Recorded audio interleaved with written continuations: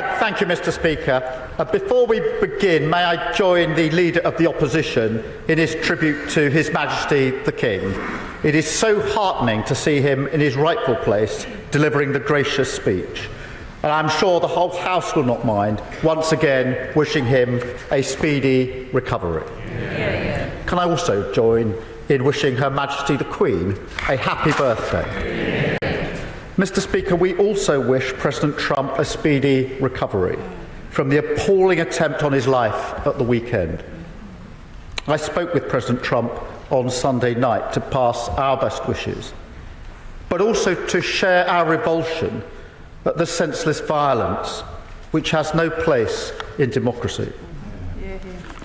Last time this address took place, and I stood at that dispatch box, I could see for the first time the then new plaque, now behind me, commemorating the memory of Sir David Amess. And I know how hard that loss was for members on the opposite benches. And now, standing on this side, I can see for the first time in front of me the plaque to our dear friend Jo Cox, with her words that catch the air of this chamber even more at a moment like this, more in common. So while our thoughts at this time are of course with President Trump and the American people, we cannot think that this is something that only happens elsewhere. We must heed the words of President Biden to lower the temperature of our democracy, work across our disagreements, and find each other's common decency. Mr. Speaker, I also want to congratulate the England football team for their achievements in the Euros, something the Leader of the Opposition and I were talking about this morning. Yes, the trophy eluded us again, but the team can be proud of another exceptional performance, something I'm sure the whole House would be only too pleased to recognise. And we pay tribute to Gareth Southgate, who shouldered the burden of national leadership with such dignity. Mr. Speaker, this government has been elected to deliver nothing less than national renewal, to stop the chaos of the past 14 years, turn the page on an era of politics as noisy performance, and return it to public service, and start the work of rebuilding our country. A determined rebuilding, a patient rebuilding, a calm rebuilding, a rejection in this complicated and volatile world of those who can only offer the easy answer, the snake oil charm of populism. Mr. Speaker, as the last 14 years has shown, that road is a dead end for this country. It does nothing to fix our foundations, and the British people have rejected it, as they have throughout our history. What people really want is change, and change is what this government of service will deliver. A King's speech that takes the brakes off our economy and shows to the British people that politics can be a force for good, the vehicle for improving lives of millions, no matter who you voted for. Mr. Speaker, it's a day when we get on with the serious business of government. And yet a House with no time for levity would go against the grain of our traditions. So it's fantastic to hear my honourable friend, the member from Bootle, in such fine fettle today when proposing the humble address.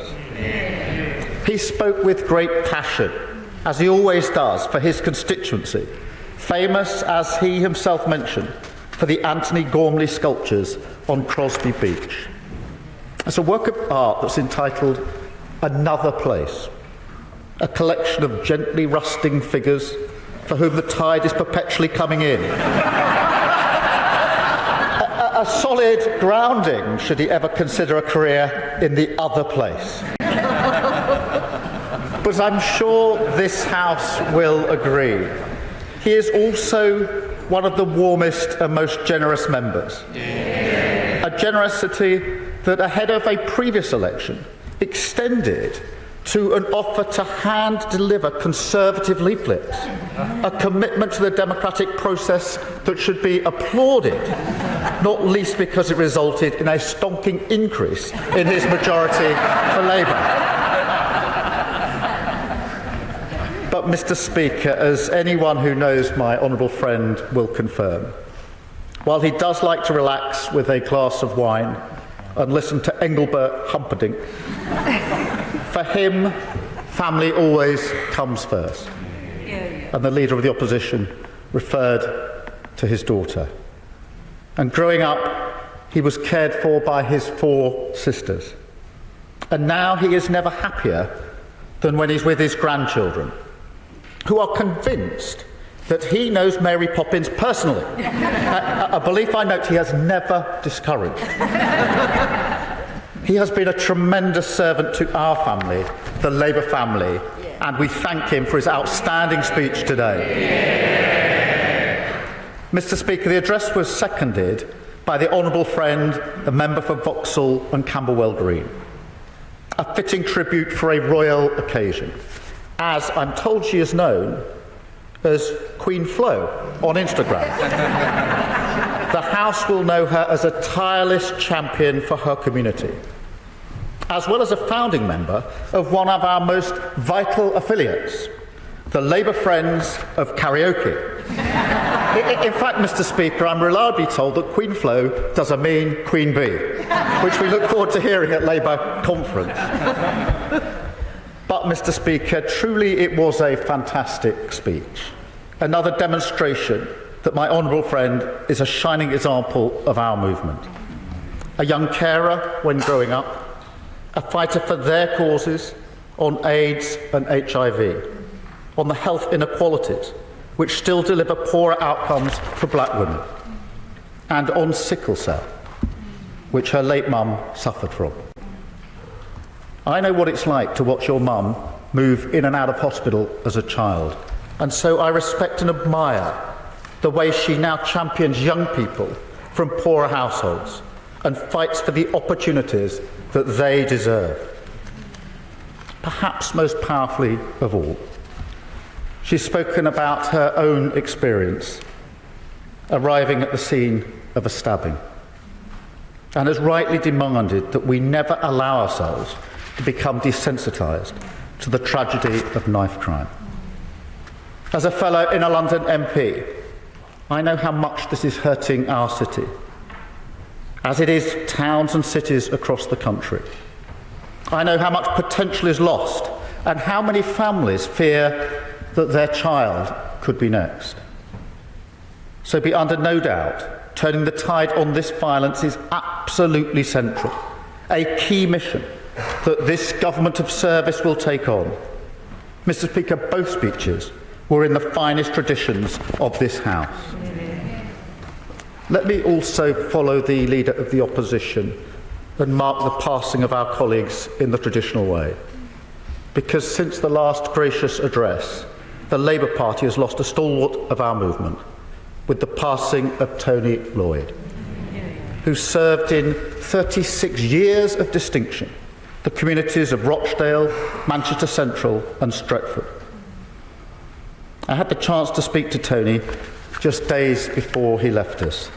That was when he was leaving hospital to go home, and he knew it was for the last time and that he wouldn't see a day like this. And without being partisan, I can tell you he would have loved to see the House set up as it is today. He would have told us, using his experience, to use every precious moment that we have to serve those communities that he held so dear, because that is what he stood for, the best of our movement, a champion of politics as a force for good. And Mr. Speaker, that is the great test of our times. The fight for trust is the battle that defines our political era. And it's a task not just for this government, but for the whole Parliament. We are all responsible for the tone and standards that we set. And I want to thank the Right Honourable Gentleman in every exchange that we've had since the election, and in his words today, He has gone well beyond the usual standards of generosity, and I thank him for that. And in that spirit, this King's Speech picks up some of the important business not concluded in the last session. And so, on football governance and the reduction of smoking, we hope to proceed in a manner that recognises the previous consensus. We will also carry forward the Holocaust Memorial Bill. So we build that memorial next to this Parliament and make sure every generation reaffirms our commitment to never again. And we will also honour the promises that I made and the Leader of the Opposition made to the family of Martin Hett and all the families affected by the horrific events in Manchester that day. Figan Murray, Martin's mum, walked 200 miles to tell us that Britain needs that law quickly. I told her then that she would get that from a Labour government, and we honour that promise today, and I'm very grateful for the indication of the cross-party support we will have on that very important provision. Because the security of the British people is the most fundamental priority of any government. And whether our fight is against terrorists, the vile criminal smuggling gangs that weaken our borders, or foreign powers which threaten the security of this nation, we will leave no stone unturned when it comes to keeping the British people safe. And we will recognise the bravery of those on the front line of keeping us safe, with a new Armed Forces Commissioner.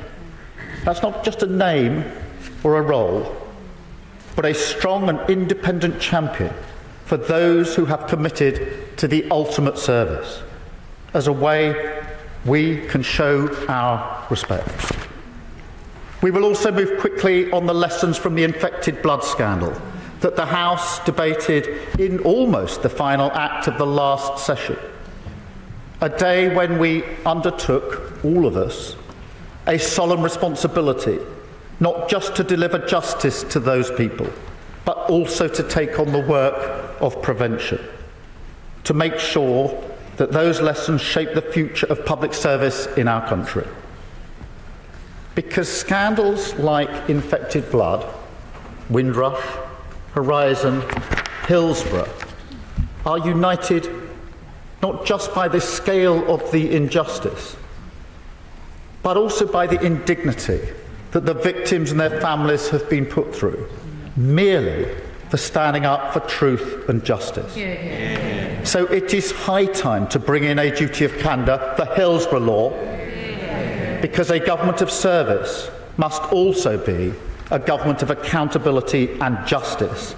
That is what service means. Yes, I will. I thank the Prime Minister for giving way during his excellent speech, outlining the hope and renewal within this King's Speech, much needed in constituencies like mine, in Luton North, where over 45% of children are growing up in relative poverty. What reassurances can the Prime Minister give me and my constituents that he personally takes this issue very seriously and that his government will address it? Prime Minister. Well, I'm grateful for that intervention, and I give my assurance to her and to the whole House that I do take child poverty extremely seriously.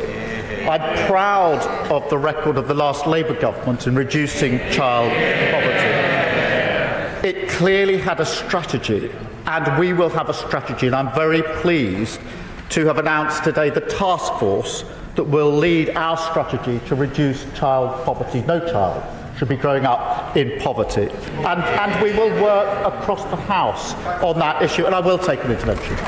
Very grateful thank you, Mr. Speaker. I'm very grateful to the Prime Minister for giving way on his newly announced task force, which of course Beth Rigby was announcing on Twitter as we were all within this chamber. Mr. Speaker, can the Prime Minister outline how many children will remain in poverty whilst that task force undertakes the work, which will ultimately lead to the same conclusion we are proposing, to scrap the two-child benefit cap? Well, look, I do welcome this. I know this is an issue across the whole House. I don't think there's a single member that doesn't care about child poverty. The point of the task force is to devise a strategy, as we did last in government, to drive those numbers down. It can't be a single issue, it's across a number of strands, and we will work with people across the House in order to do it. What matters is the commitment to do it and to drive those numbers down. That is what we did last in government, and we will do it again. But, Mr. Speaker, I'll just make some progress and then I will. Mr. Speaker, whilst I respect the tone of the Leader of the Opposition's contribution, I can't stop my mind wandering back to 9 months ago when he was at this dispatch box. His great political hero, Nigel Lawson, once said, "To govern is to choose." And every day serving the people of this country is a chance to make a difference for them. Yet, Mr. Speaker, the last King's speech was the day when the veil of his choices slipped.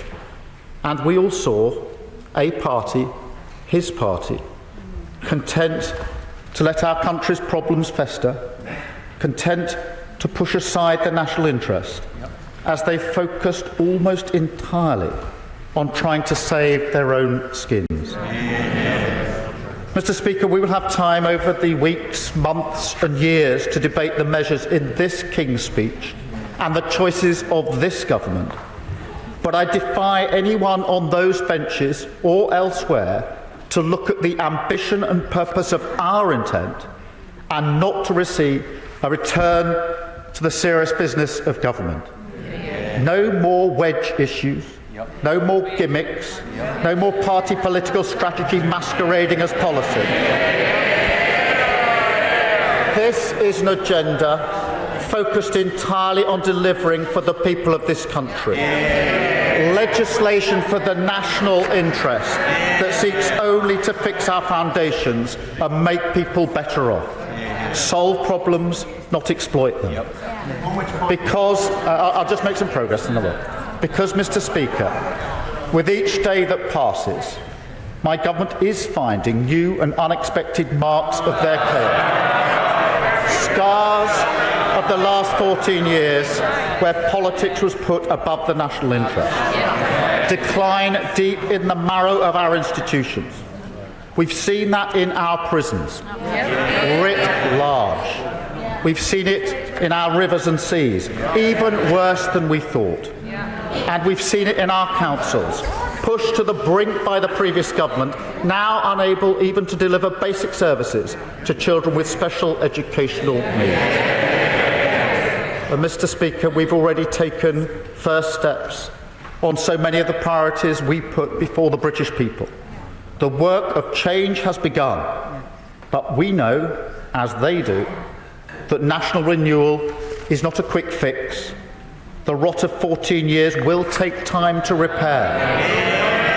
Nonetheless, I will give way. I'm grateful to the Prime Minister for giving way, and he talks about priorities. Well, of course, people in rural communities around the country see the vast majority which the Right Honourable Gentleman has assembled, and they're afraid. They see a manifesto in which just 87 words are used about farming.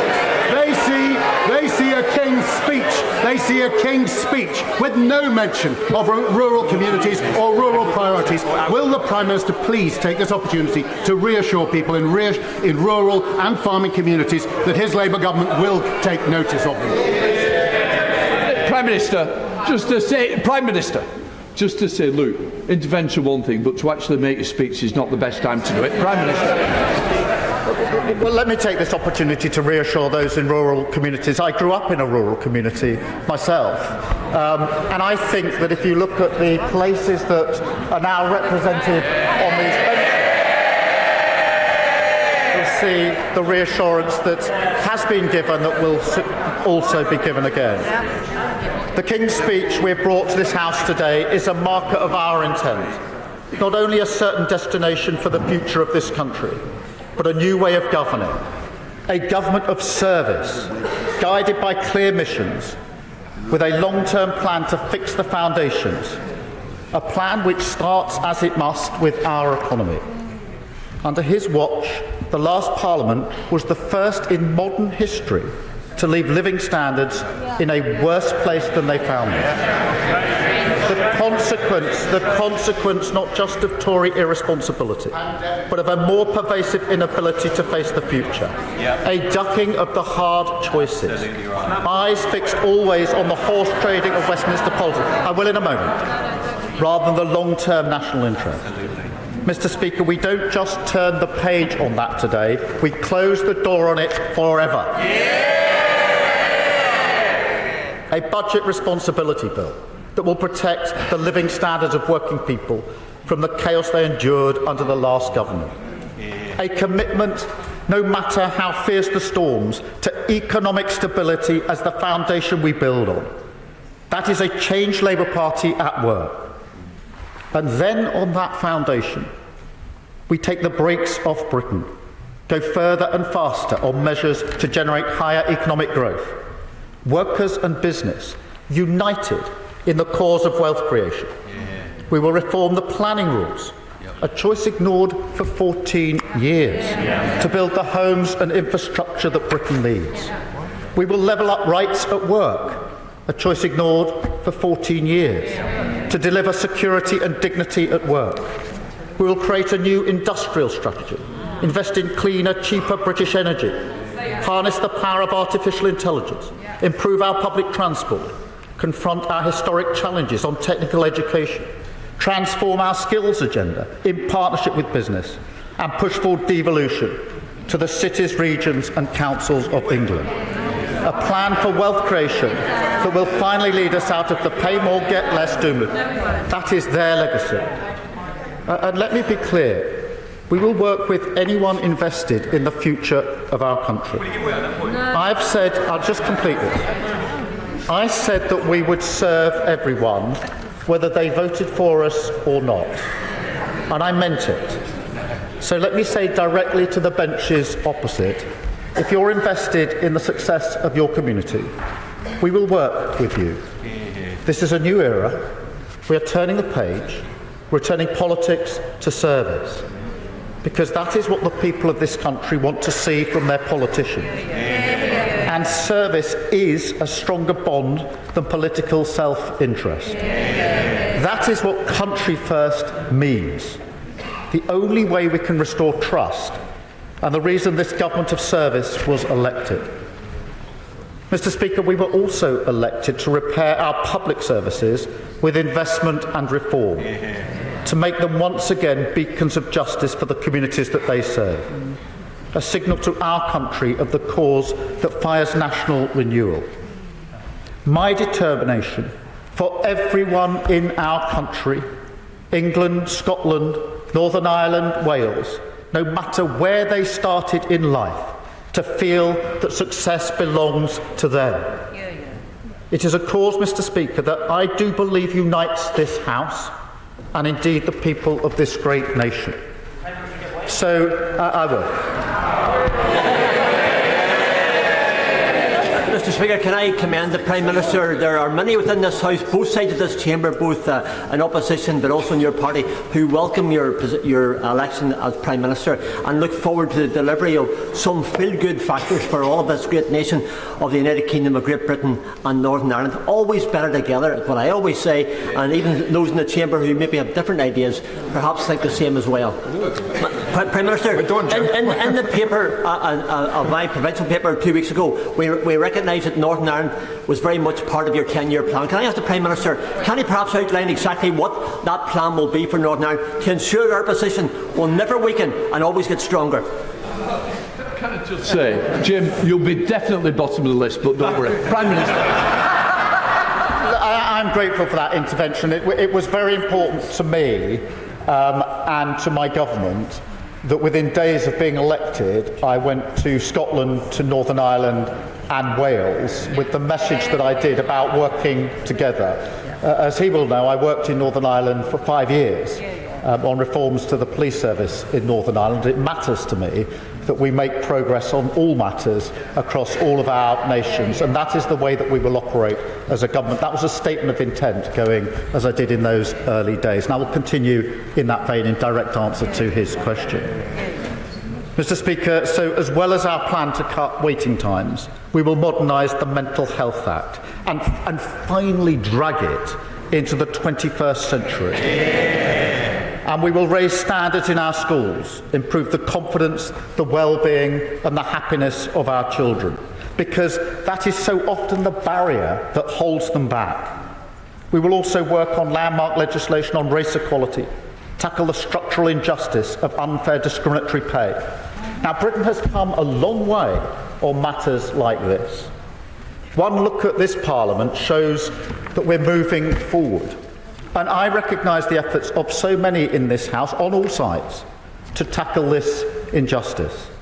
But, Mr. Speaker, we can still do more, and therefore we must, and we will.